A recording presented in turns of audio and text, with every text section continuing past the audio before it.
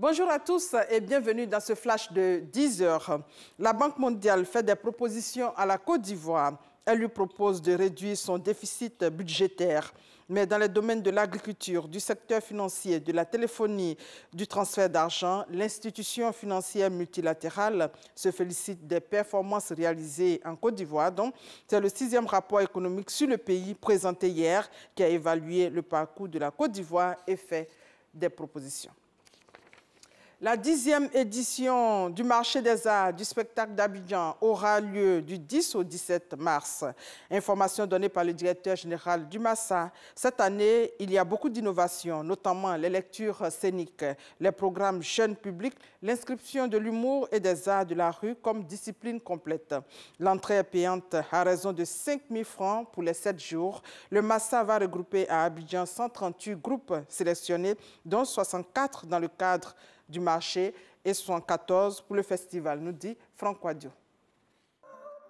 Le marché des arts du spectacle d'Abidjan, Massa 2018, c'est pour bientôt, du 10 au 17 mars prochain.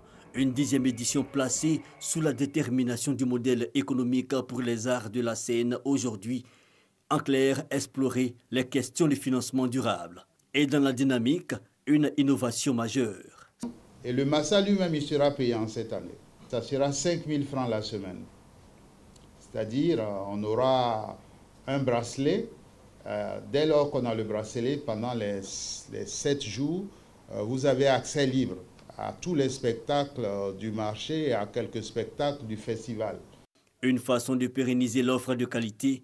L'innovation, c'est aussi l'amélioration des acquis de 2016, telle la programmation jeune public renforcée en 2018. On va donner une formation qui sera pilotée par le Conseil des arts du Canada et qui va apprendre à tous ceux qui s'occupent des spectacles pour les enfants, que ce soit à la télé, à la radio ou dans des associations, dans les mairies, pour qu'ils comprennent que faire un spectacle pour les enfants, ça ne veut pas dire nécessairement infantiliser les enfants. Une implication forte du Canada donc, l'humour et les arts de la rue formalisés, des scènes slam et hip-hop et l'escale bento, 15 groupes artistiques venus d'Afrique centrale, entre autres nouvelles démarches.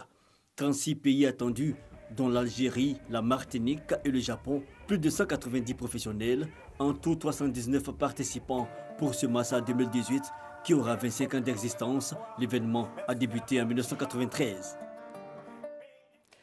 Au Nigeria, 2 membres du gouvernement sont passés devant une cour de justice jeudi pour fraude après la découverte à leur domicile de 86 voitures de luxe.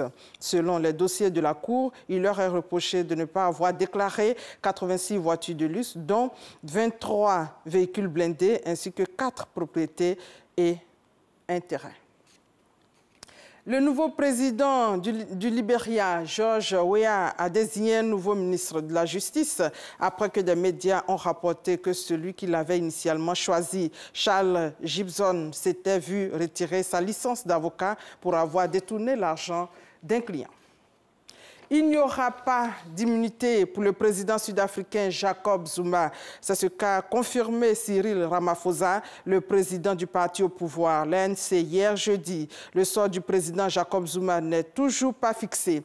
On sait que des négociations sont en cours pour un départ anticipé du chef de l'État embourbé dans les scandales. De nombreux Sud-Africains spéculaient qu'au centre de cette discussion, une immunité contre toute poursuite judiciaire était au centre donc des négociations.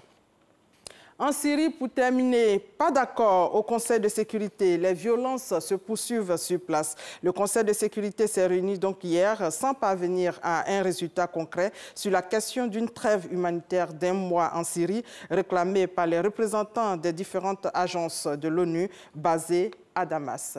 Et voilà, c'est la fin de ce flash. On se retrouve à 13 h. Merci de votre fidélité.